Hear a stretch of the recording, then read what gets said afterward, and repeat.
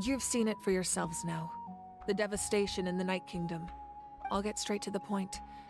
Natlan is on the verge of destruction. It's very possible our nation has less than a year before total devastation. Huh? No.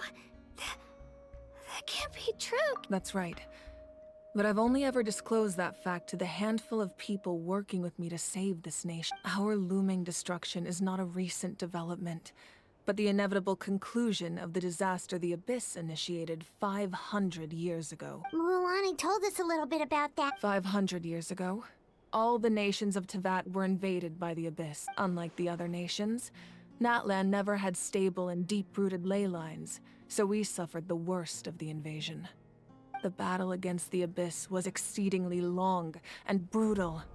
In the end, victory came at the cost of our civilization and countless lives. Even then, it took centuries of solving the disasters caused by the Abyss to finally achieve the peace we know today. And still, this is but a superficial victory. The forces of the Abyss have merely been driven back underground. Their threat to Natlan remains as real as ever.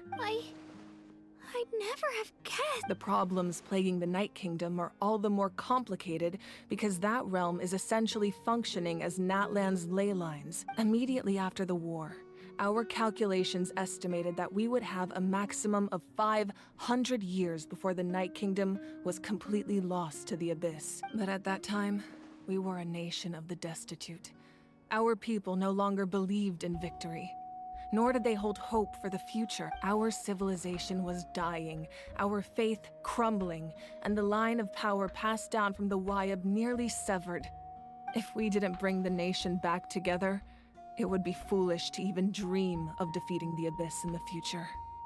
So, the Archon had a long and involved discussion with the heroes of each tribe, and finally came up with a 500-year-long plan to save Natlan. So that's what happened. After finding Kachina, I encountered a strange figure who gave me a series of new memories. Since the plan was mentioned in those memories, I guess I've been chosen to play an important role in it. But there's still something I don't understand. Those memories showed me the Pyro Archon from back then. And it was you. Huh? But that doesn't make any sense! The Pyro Archon is supposed to be human. It's impossible for a human to live that long. That's right. The hardest thing for humans to overcome has always been time, or rather, the natural limitations of our lifespan. A god can extend a human's life by using a certain amount of divine power, or subjecting them to a curse. But, as we all know, Natlan doesn't have gods like that. We can only rely on our own methods. A human life is like a flame destined to be extinguished. 500 years ago, I placed my life within the sacred flame. Only by dying before my time could I have the chance to wake up again. So, in other words, this is your second life? Yes. We only managed to defeat the Abyss all those years ago because the tribes came together as one.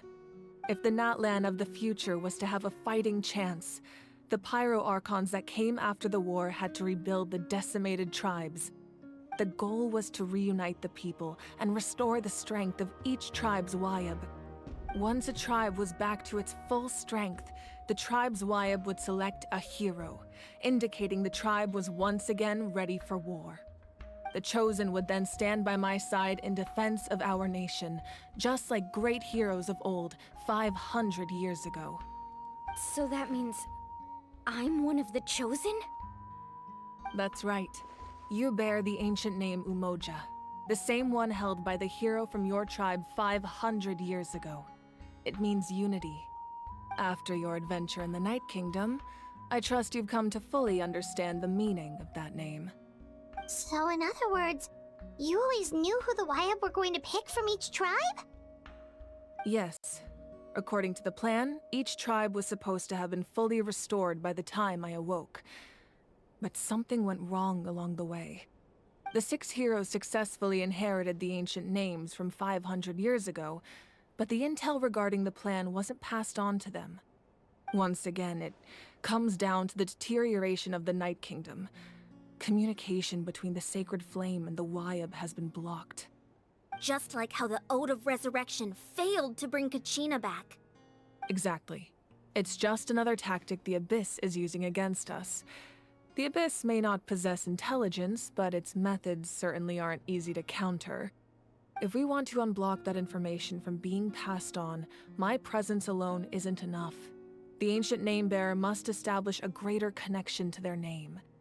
So, I've tried my best to help them from the sidelines. Currently, Shilonin of the Children of Echoes, Kinich of the Scions of the Canopy, and Iansan of the Collective of Plenty have all been acknowledged by their names. During your adventure, you too earned the acknowledgement of your Wyab, Mualani.